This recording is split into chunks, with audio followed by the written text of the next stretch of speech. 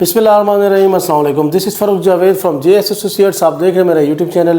فیصلیز کی اس dump market میں بھی لوگ پیسے کما رہے ہیں، ٹھیک ہے۔ B17 کی اس ڈمپ مارکیٹ میں بھی لوگ وہ جو ہے نا ریٹرنز کما رہے ہیں۔ تو اس جو موجودہ صورتحال ہے ریئل اسٹیٹ کی، ٹھیک ہے، اور B17 میں اور فیصلیز میں جو پراپرٹی کے جو حالات ہیں آپ کے سامنے ہی ہیں۔ سال پہلے جو ریٹس ہیں اور ابھی جو ریٹس ہیں اس میں کافی بڑا ڈفرینس ہے۔ تو اس کے باوجود بھی پیسے کمانا اس مارکیٹ میں، ٹھیک ہے، اس مارکیٹ میں ROI ریٹرن آن انویسٹمنٹ جو ہے وہ پاسبل ہے یا نہیں، تو اس چیز کے اوپر ہم ڈیٹیل میں ڈسکشن کریں گے، ٹھیک ہے۔ اور کچھ ایسی ٹیکنیکس ہیں جس کی وجہ سے کافی سارے لوگ جو ہے نا اس مارکیٹ میں بھی الحمدللہ پیسے کما رہے ہیں۔ تو اس چیز کے اوپر انشاءاللہ ڈیٹیل میں ڈسکشن کریں گے۔ ویڈیو میں جانے سے پہلے آپ نے میرے یوٹیوب چینل کو لازمی سبسکرائب کرنا ہے تاکہ ریئل اسٹیٹ کے حوالے سے انفارمیشن جو ہے نا وہ آپ کو اس پلیٹ فارم پہ مل سکے۔ تو فیصلیز میں جو ہے نا وہ اکثریت جو لوگ ہیں انہوں نے جب پلاٹس لیے تقریباً آج سے 2 سال پہلے 1.5 سال پہلے، تو کیونکہ اس طرح کبھی بڑا ریئر کیسز میں ہوتا ہے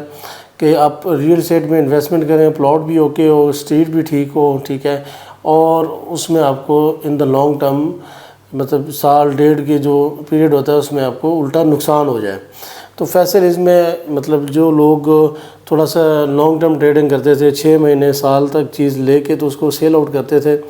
تو ان کو بڑی ڈس اپوائنٹمنٹ ہوئی، ٹھیک ہے۔ انہوں نے اگر 60 لاکھ کی چیز لی تھی تو 55 لاکھ کا جب اس کا ریٹ آیا تو انہوں نے کہا بھی ہم کیوں بیچیں، حالانکہ ہو سکتا ہے انہوں نے پہلے اس سے تقریباً جو ہے نا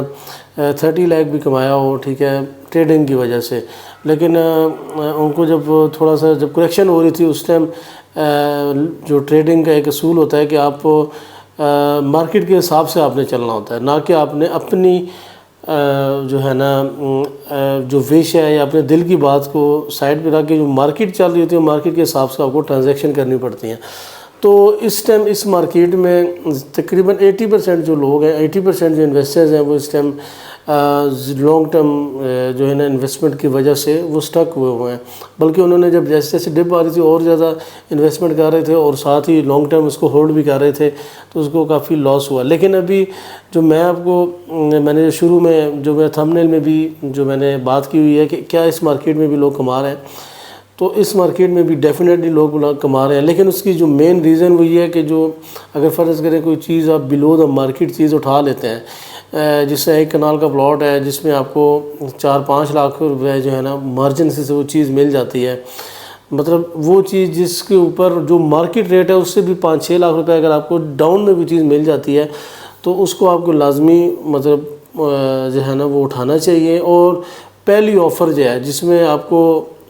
جتنا بھی بچے، مطلب ہو سکتا ہے 2.5 لاکھ بچے، 3 لاکھ بچے، 4 لاکھ بچے،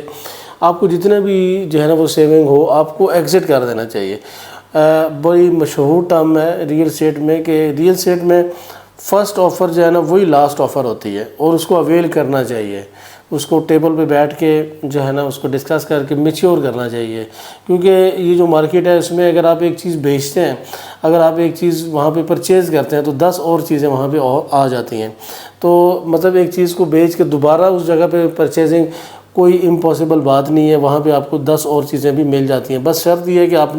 آپ کے پاس کیش مطلب موجود ہو، آپ نے وہ جو چیز پہلے لی تھی اس کو بیچا ہوا ہو ٹائملی، نہ کہ آپ نے ہولڈ کیا ہو، نہیں ٹھیک ہے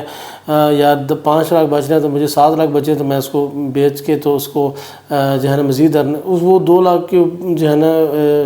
کی لالچ کی وجہ سے آپ کو ہو سکتا ہے کہ وہ 5 لاکھ جو بچ رہا ہے وہ بھی چلا جائے اور الٹا نقصان آپ کو ہو جائے۔ تو اس وجہ سے آپ نے ایک تو یہ ہے کہ مطلب میں یہ نہیں کہتا کہ آپ جو ہے نا صرف جے ایس ایسوسیٹس یا ہماری پلیٹ فارم کو آپ چوز کریں، بلکہ جو بھی آپ کے لوپ میں بندے ہیں جن کی ورکنگ اچھی ہے، ٹھیک ہے، اور چاہے وہ بیریئر ٹاؤن کا کام کرتے ہیں، چاہے وہ DHA کا کام کرتے ہیں، ٹھیک ہے۔ ابھی جو ریسنٹلی 3-4 مہینے کا جو ٹائم فریم گزرا ہے اس میں زیادہ تر لوگ جو ہے نا وہ بلو دا مارکیٹ چیز اٹھاتے ہیں اور ود ان فیو ڈیز اس کو نکال دیتے ہیں اور پرچیزر مل جاتا ہے۔ مناسب چیز جو ہے نا وہ مناسب ریٹ پہ بیچنا، یہی اصل ٹریڈنگ ہے۔ آپ کی اگر چیز پرچیزنگ ہی مناسب نہیں ہوگی تو اس کو بیچنا پھر بہت مشکل ہے۔ تو اس وجہ سے آپ نے